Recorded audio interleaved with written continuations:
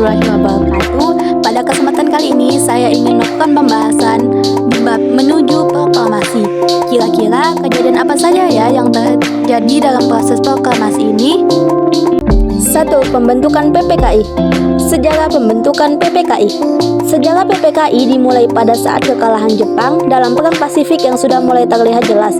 Pada 7 September 1944, Perdana Menteri Jepang, Jenderal Kuniako Koiso mengumumkan bahwa Indonesia akan diberikan kemerdekaan jika Jepang mencapai kemenangan dalam Perang Asia Timur Raya. Jepang mengharapkan dengan memberikan kesempatan kemerdekaan, tentara sekutu akan disambut oleh negara Indonesia sebagai penyeru negara mereka. Ulang tahun Kaisar Jepang, Kaisar Hirohito, tanggal 29 April 1945, BPUPKI diresmikan. Dr. KRT Rajiman Widioningrat ditunjuk sebagai Ketua BPUPKI yang didampingi oleh Raden Panji Suroso dan Ichi Bangis Yosio sebagai Wakil Ketua. Selama berdirinya BPUPKI telah diadakan 2 kali sidang dan pertemuan-pertemuan tidak resmi oleh panitia kecil. Sidang pertama dilakukan pada 29 Mei 1945 sampai 1 Juni 1945. Pada sidang pertama ini, Indonesia mendapat rumusan dasar negara. Pada sidang kedua dilaksanakan pada 10 Juli 1945 sampai 17 Juli 1945. Pada sidang kedua ini membahas tentang wilayah Indonesia, kewarganegaraan Indonesia, rancangan undang-undang, serta dasar ekonomi dan pendidikan. Setelah sidang kedua BPUPKI pada tanggal 7 Agustus 1945, BPUPKI resmi dibubarkan. BPUPKI dibubarkan karena dianggap telah berhasil dalam menyelesaikan tugasnya untuk menyusun rancangan undang-undang dasar negara. Setelah pembubaran BPUPKI, barulah dibentuk PPKI. Apa itu PPKI? PPKI adalah singkatan dari Panitia Persiapan Kemerdekaan Indonesia. Dalam bahasa Jepang disebut Dokurizu Zubainkai. PPKI awalnya memiliki 21 anggota, namun pada akhirnya tanpa sepengetahuan Jepang, PPKI menambahkan 6 orang anggota lagi.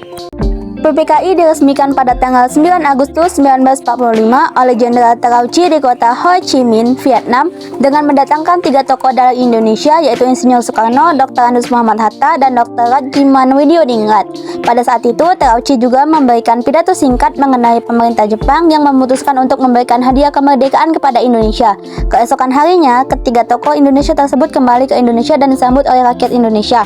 Setelah pertemuan tersebut, PPKI tidak bisa bertugas lagi karena golongan muda Indonesia mendesak supaya kemerdekaan segera dilaksanakan atas nama PPKI. Rencana rapat PPKI pada tanggal 16 Agustus 1945 tidak dapat terlaksana karena terjadi peristiwa Nges Dengkok.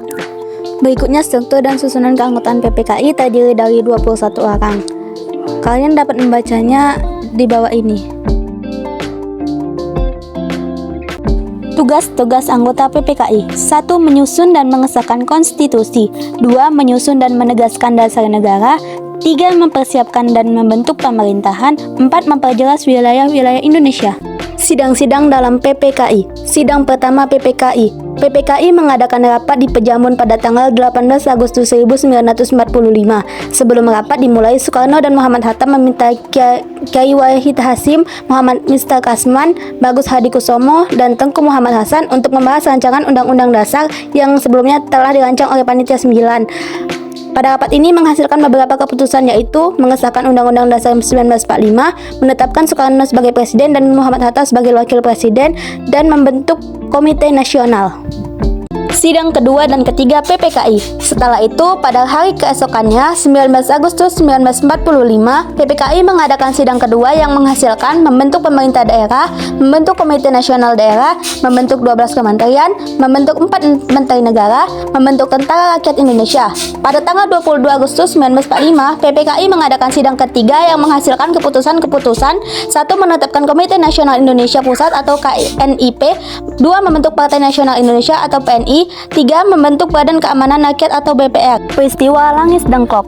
Kronologi terjadinya peristiwa Langis Dengklok bermula pada 14 Agustus 1945 saat Kaisar Hirohito mengumumkan penyerahannya pada sekutu setelah kota Hiroshima dan Nagasaki dibom atom oleh Amerika Serikat. Hal tersebut kemudian didengar cepat oleh para kelompok muda yang bekerja di kantor berita Jepang bernama Domei. Para pemuda segera mendesak Soekarno dan Hatta untuk memproklamasikan kemerdekaan, tetapi keduanya memilih untuk menunggu diadakannya rapat PPKI. Pada dini hari tanggal 16 Agustus 1945, para pemuda sepakat bahwa Singgi akan memimpin penculikan dibantu oleh Kudako Latif Hadiningrat yang akan mempersiapkan perlengkapan militer.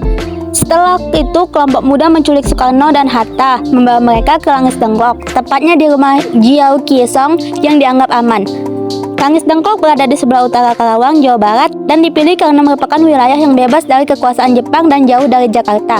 Mengetahui penculikan Soekarno oleh kelompok muda, Ahmad Subarjo segera berusaha untuk menyelesaikan konflik. Kedua kelompok akhirnya mengadakan negosiasi di Jakarta pada hari yang sama. Para pemuda mengantar Soekarno-Hatta ke Jakarta untuk segera merumuskan naskah proklamasi.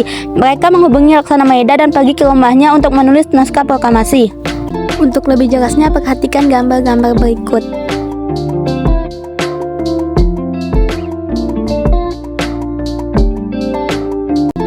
Sekian dulu video penjelasan dari saya. Bila ada kekurangan, saya mohon maaf. Wassalamualaikum warahmatullahi wabarakatuh.